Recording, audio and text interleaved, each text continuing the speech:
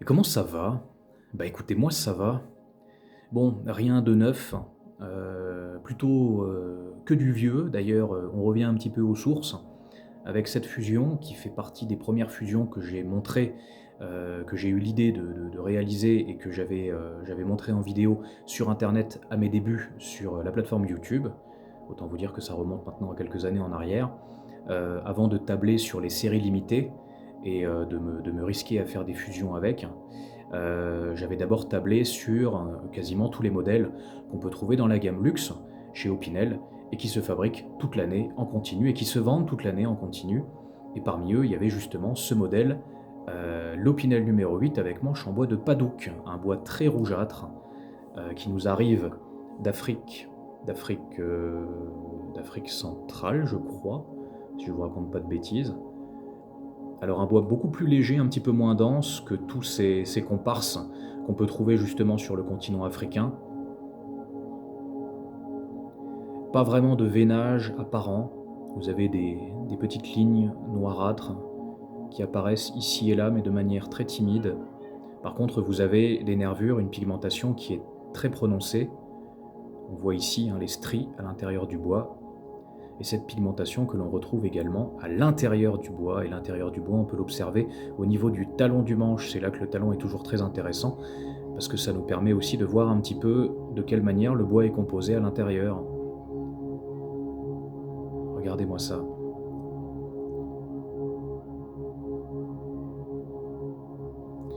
Voilà. Donc, parmi les premiers modèles que je vous présentais, il y avait celui-là, justement. Il est un peu rétro, celui-là maintenant, il commence à être un peu vieillot, il fait partie des grands des anciens que j'ai ici, des anciennes fusions que j'ai ici. Vous aviez aussi, la fusion d'Opinel numéro 8 avec manche, façonnée par Bruno Chaperon, l'Opinel numéro 8 Chaperon, hein, comme il s'appelle. La raison pour laquelle il s'appelle comme ça, des fois que vous n'ayez jamais creusé, que vous ne vous soyez peut-être pas posé la question, c'est tout simplement parce que c'est le nom de famille, de l'ébéniste, parce qu'il est ébéniste, hein, je crois, qui est un peu spécialisé dans la coutellerie d'art et qui de temps en temps passe dire bonjour chez Opinel pour, façonner des nouveaux modèles.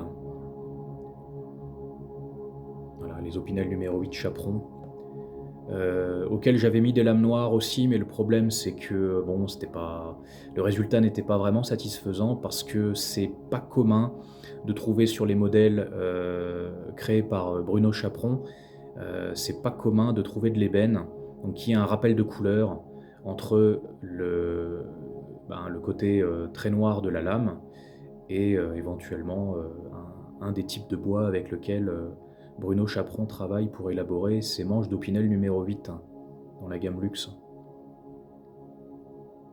Il y avait celui-là, il y avait l'Opinel numéro 8 Atelier. Celui-là, il était un peu plus intéressant, dans le sens où justement au niveau de son talon, au niveau de l'extrémité du manche du couteau, bah, vous aviez de l'ébène, donc vous aviez un rappel de couleur direct.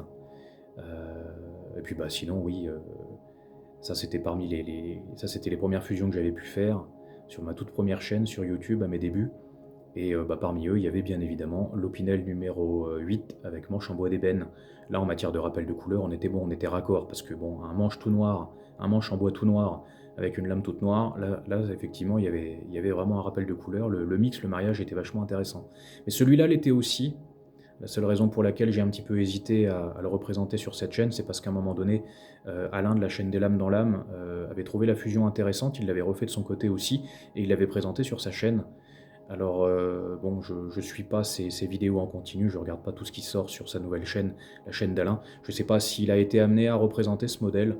Moi, en tout cas, en ce qui me concerne, je représente le mien parce que, il fait partie des fusions avec lesquelles tout a démarré pour moi sur internet. Donc c'est aussi un petit peu un hommage. C'était quand même la moindre des choses de vous remontrer ce modèle. Alors bon, paraît-il que, le bois de Padouk brunit avec le temps.